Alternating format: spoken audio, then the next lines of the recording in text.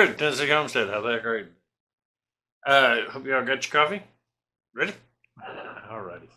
Today, let's talk a little bit uh, about some of the things that have been popping up in the agriculture reports and news.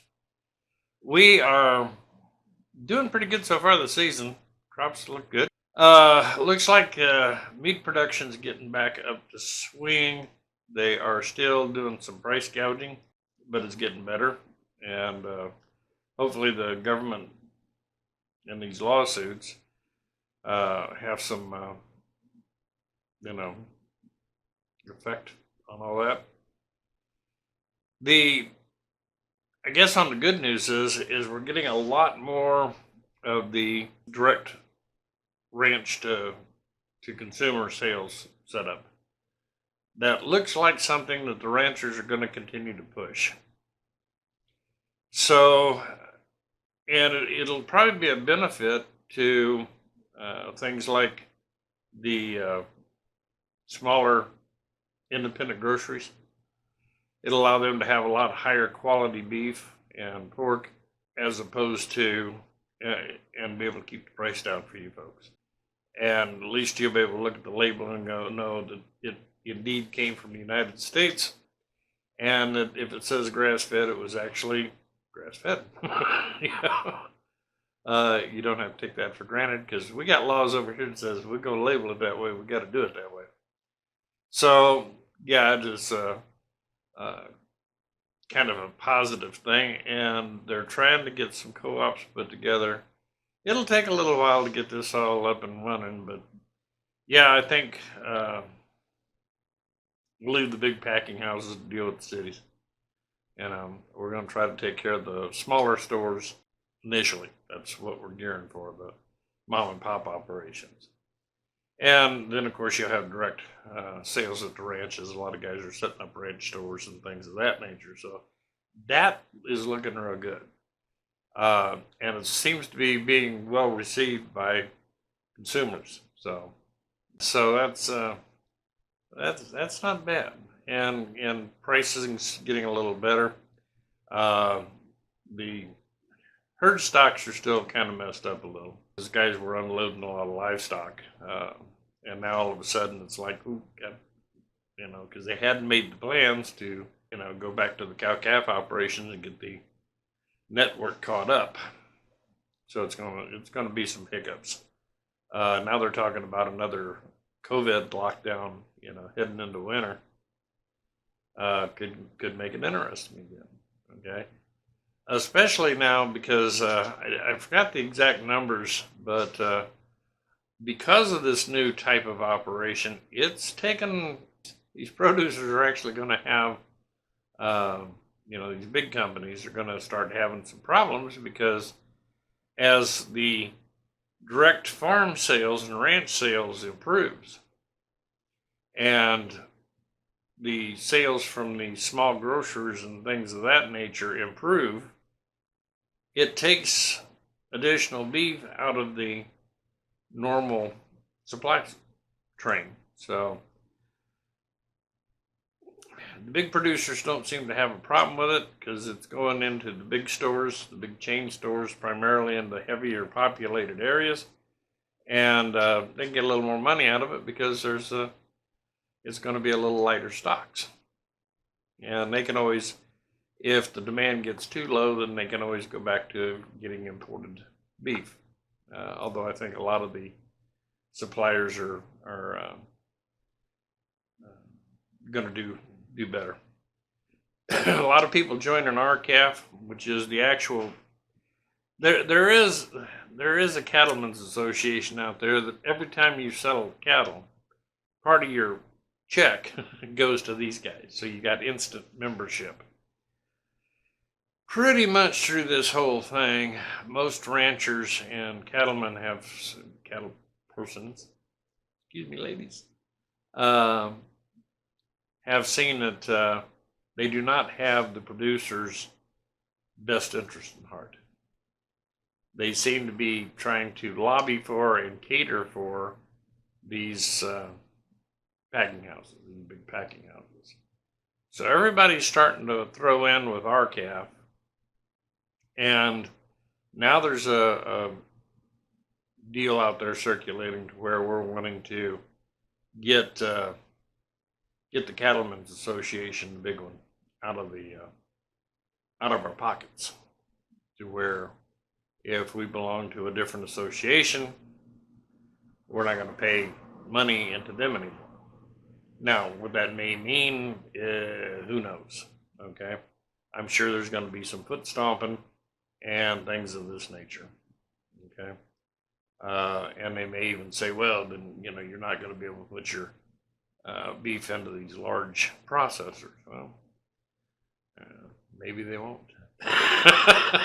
I'm serious. Maybe they won't, because we've already cut out in this direct sale thing. You're cutting out some middlemen, which is allowing more money to go back to the ranches, which is going to enable them to, if they're really needing the cash bad, then they can keep the productivity up, be members of both groups, and go that route. It's hard to say how that's all going to pan out. So the cattle industry is kind of up and working. I've noticed a lot of the advertising and stuff for this veggie meats. Okay, folks, that stuff's in experimental stages. It honestly is. They could not get the FDA to give full hugs and kisses on it. Okay, they don't know enough about it. They're not getting enough information from the people who are making this stuff, and there has been no longer term research done on this stuff. I mean, you may find out 5 years down the road this stuff can cause you to grow 2 heads. They don't know. And that's what the FDA and stuff is going, wait a minute. But the political side pushed it through. And you got a lot of the big players in the middle of it. Okay? Why butcher cattle when you can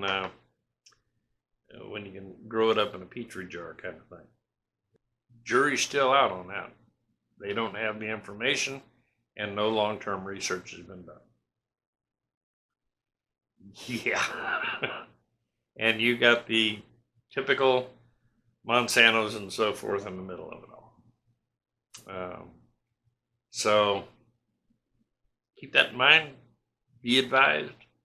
You might want to stick with, no, give me a regular hamburger. Thank you anyway, please. Because this is just that. It is a imitation. And, it's not like it's, we mix some flavorings in with some vegetables and this is a veggie burger. No, it is not. They've mixed in some vegetable genes and some genes of beef and things of this nature to come up with this conglomerate that is what this stuff is. I'm not going to, if I hear things, I'll put it out there. That stuff is not, I don't know how they got it slewed by the government. Well, yeah, dude. I mean, honestly, enough money was applied, and the government will okay anything.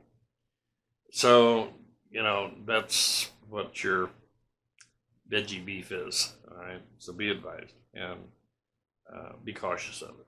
Okay, because nobody knows for sure if this can produce any long-term health problems. I mean, you have these same people who stood back and told you, "Oh, these herbicides, they pass right through you. They don't get into your body and stuff." And yeah, you pass those toxic chemicals that could kill a grizzly bear. You pass that out in your urine and stuff. We were told that with Roundup and stuff too. Then all of a sudden it was like, whoops, once the long-term studies were done. Be advised, you're being told the same thing. And this is at the very beginning of all this. So, watch out, Ran into some more people who had some problems with that grazon. That stuff's bad. I mean,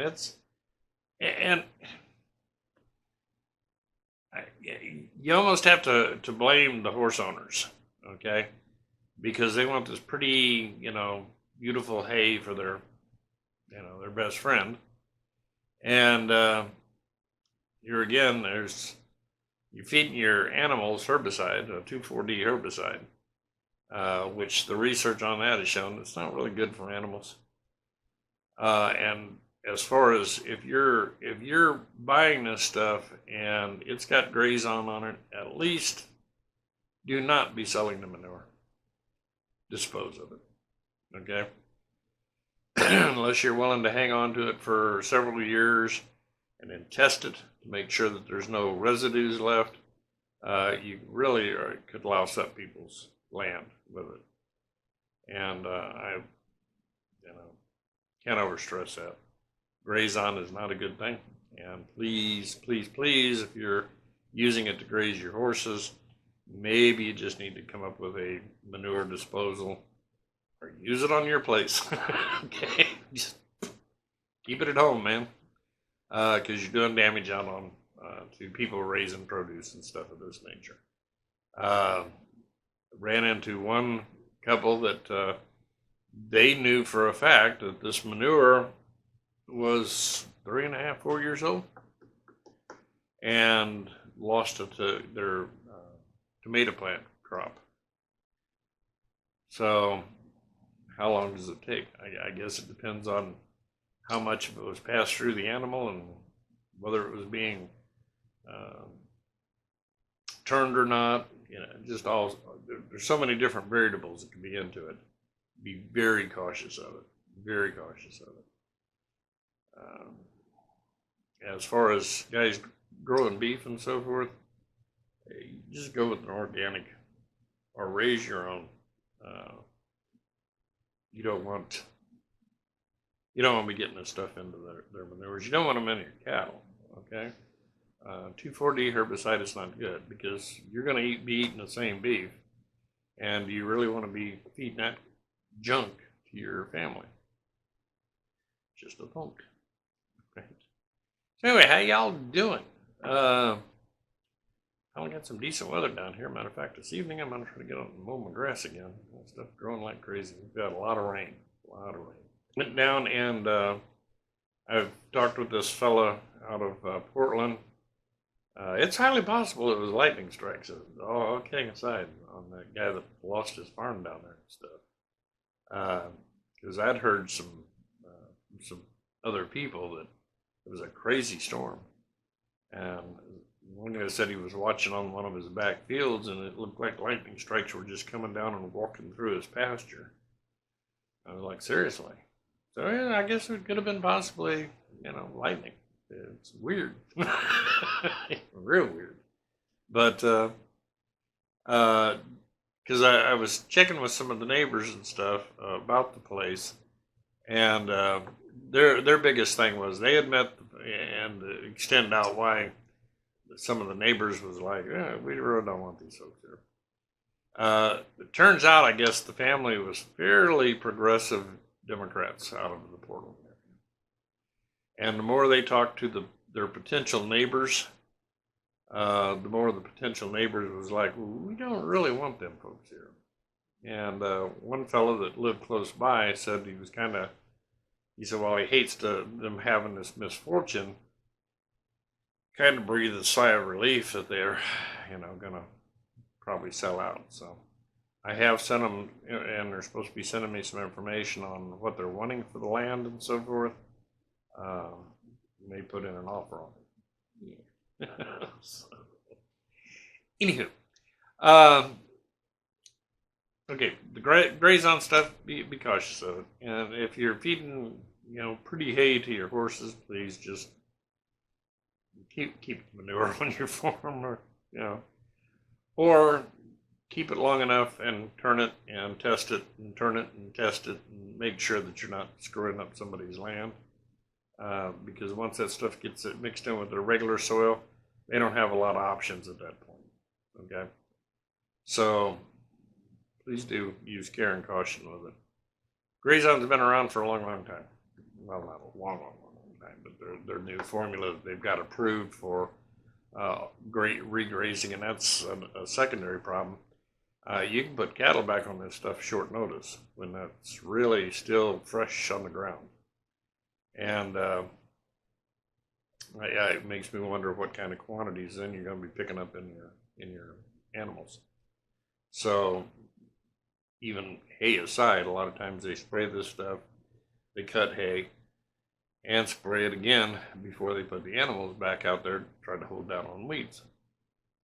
So you could be getting a lot of herbicides in the beef. So be careful of that.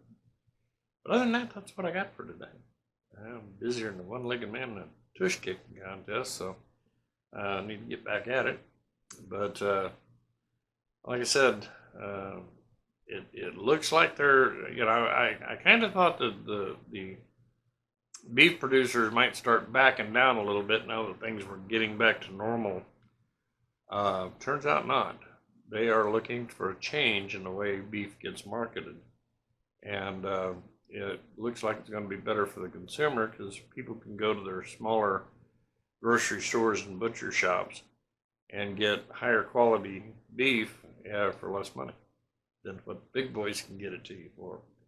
And since meat makes up a pretty good chunk of a grocery budget, it may help out the smaller chains and the smaller mom and pop shops too, and butcher shops and so forth, to have that available to them at a reasonable price.